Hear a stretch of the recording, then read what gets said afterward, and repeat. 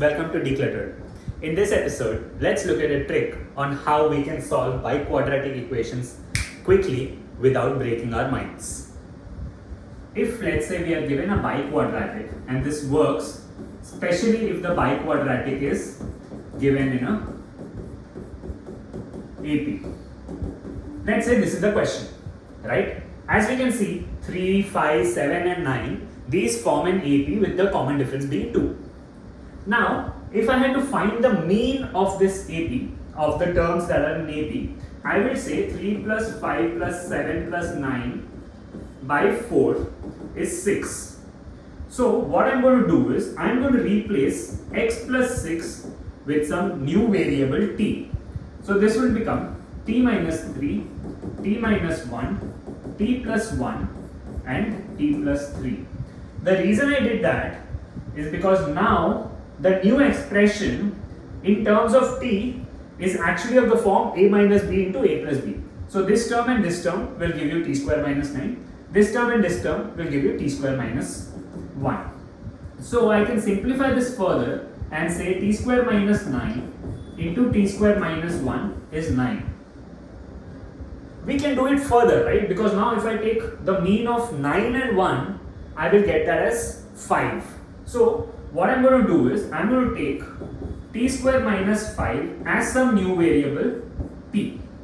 So this becomes p minus 4 and this becomes p plus 4 equal to 9. So I'll get p square minus 16 is equal to 9, or p square is 25. This will give you p is plus or minus 5. And we have easily solved for the value. We have got this. Now, what I'm going to do is, I'm going to simply say t square minus 5 is plus or minus 5, where x plus 6 is t. Now, let's take case 1. T square minus 5 is 5. That will give you t is equal to 0. Let's take case 2. T square minus 5 is 5. That will give you t is equal to, t square is 10, which will give you t is equal to plus or minus root 10. And now I will plug this here. I will get x is equal to minus 6 plus or minus root 10. So the three roots of this biquadratic, three unique roots of this biquadratic are minus 6 plus root 10, minus 6 minus root 10, and the other root is x equal to minus 6, because when t is 0, if I substitute it there, I will get minus 6. It's a biquadratic, but we have got three unique roots. That's because if we see here, we actually got t square is 0, which means there are two repeated roots of t equal to 0, and hence x equal to minus 6 is appearing 2 times, but both those roots are equal. So the four roots of this equation are minus 6, minus 6, minus 6 plus root 10, minus 6 minus root 10. And that's how we solve for this question. Let's appreciate a few more things from this question, right? If I look at the product of the roots, I will get minus 6 into minus 6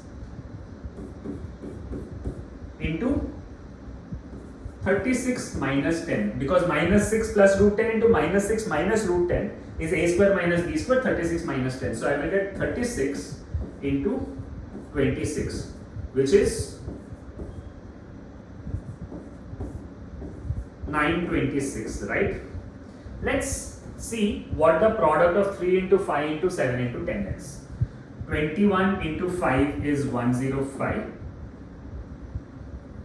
into 9 is 5, 945, minus 9 is going to give you 936. So clearly I have done some calculation mistake here. Let me just review it. This is 21 and this is 936. Now if I look at 3 into 5 into 7 into 9, that is going to be a constant term here, but minus 9 will come. So if I had to write this biquadratic in the form of ax power 4 plus bx cube plus cx plus d equal to 0,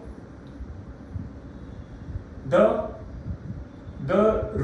product of the roots is given by minus b by a. If I observe the biquadratic here, x is going to give you the x power 4 term. So the value of a is going to be 1 and the value of b is going to be 3 into 5 into 7 into 9 minus 9. And if I take product of the roots as minus b by a, I am actually getting 936, which we got from the product of the roots. I just wanted to do this additional step to show you how minus 6 and minus 6 have been treated as repeated roots for this biquadratic. Let's also look at sum of the roots. From multinomial theorem, we know that the sum of the roots is minus b by a. Now, for me to get minus b here, I will simply have to do, if I expand this, x plus 3, x plus 5, x plus 7, x plus 9.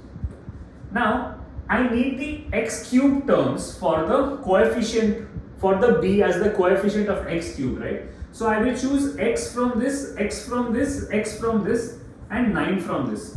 So the coefficient b is actually going to be 9 plus 3 plus 5 plus 7, which is 24. And if I actually add these 4 roots, I will get the sum of the roots is minus 24. And we have already established that the sum is minus b by a, hence the sum is minus 24. And that's a trick or a technique with which you can actually verify and validate your answer. I hope you enjoyed this episode and I was able to break it down in simplest steps. If you did, please do like, share and subscribe.